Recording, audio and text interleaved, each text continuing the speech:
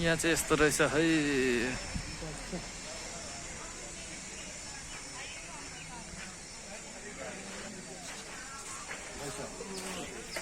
बुद्ध भगवानको मूर्तिहरू पनि रहेछ यहाँ।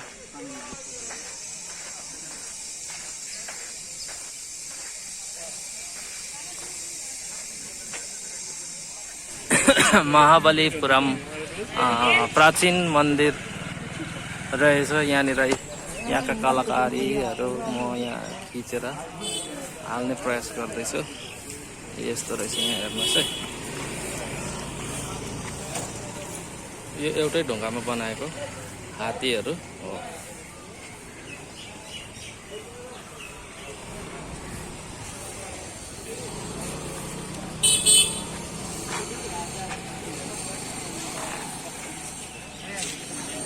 एरिया पनि यस्तो रहेछ।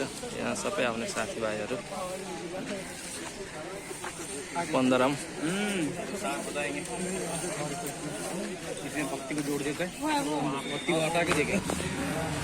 कृष्ण मण्डपम।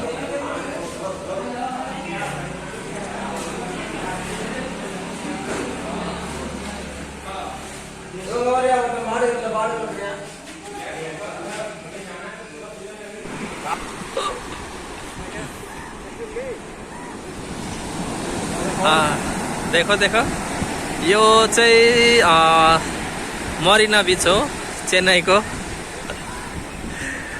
र यहाँ चाहिँ मान्छेहरू यसरी आफ्नै धुनमा हुन्छ, शान्त निर्मल।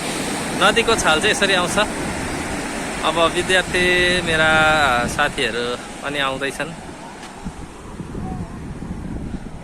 आफ्नै धुनमा छ यहाँनिर। ठुल्ठुलो घोडाहरू पनि यहाँनिर कुद्दैछ। छाल चाहिँ मान्नै पर्छ है।